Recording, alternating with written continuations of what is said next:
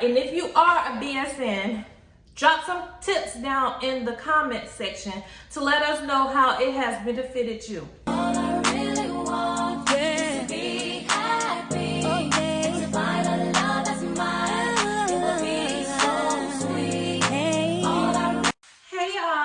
Welcome back to my channel. This is your girl Christen, aka Bev, your favorite nurse bae. On my channel, we talk about all things nursing, being a mom, being a wife, and entrepreneurship. So I'm doing this thing where I'm dedicating videos to my subscribers' request. And this video is going to be about ADN versus BSN and is it necessary? But before we get into the video, I just have one little request. If you see your question, please share that video, comment on that video so that our channel can grow and I can continue to make very good content for you all. It's totally free and it'll help me out a lot. Thanks. So let me just go ahead and jump right into it. Y'all know I like to do a little research when I'm giving y'all good content, you know, get a little data behind my opinion. And according to the U.S. Department of Labor, it reveals that being the BSN RN, you make about $20K more annually than an associate degree nurse on a medium level. So not the highest paid nurse and not the lowest paid, but a medium paid associate degree nurse.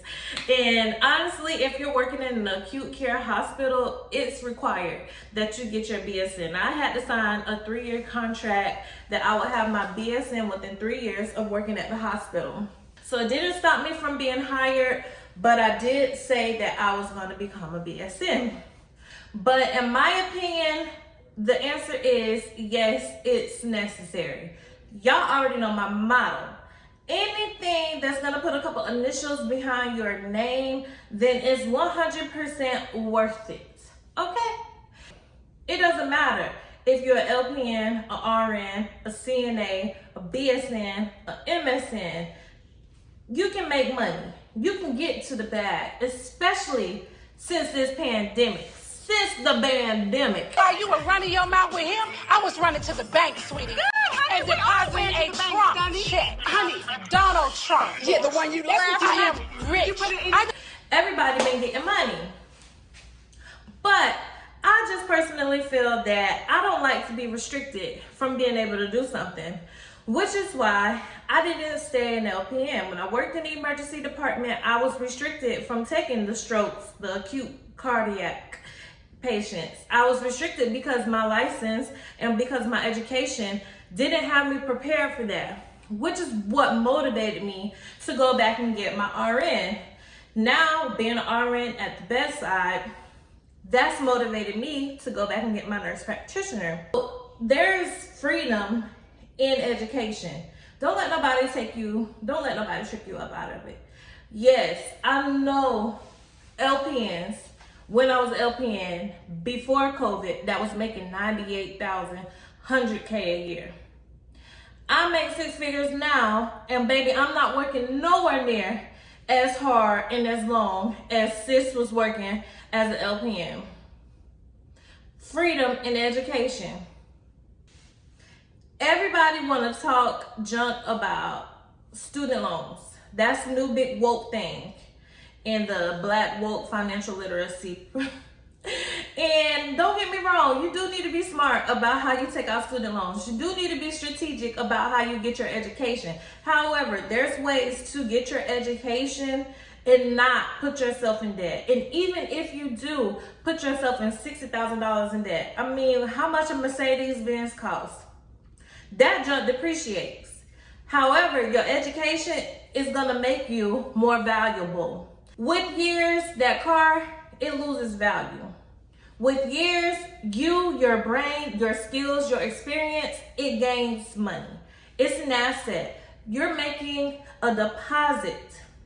So, you know what? I'm not even gonna get on the student loan tangent, soapbox. Y'all already know how I feel.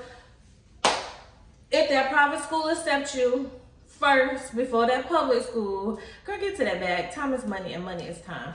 That's how I feel, and I haven't heard an argument that makes me feel differently. But, you know, Like I said, to each his own. It really just depends. And I always say, this is just my opinion. To each his own. You do what is financially and what beneficial to you and what makes sense for your lifestyle right now. But in my opinion, yes, it is worth it. In the real world, in the nursing care world, yes, it is beneficial. When you're starting these businesses as an entrepreneur, a lot of them require you to have a medical director.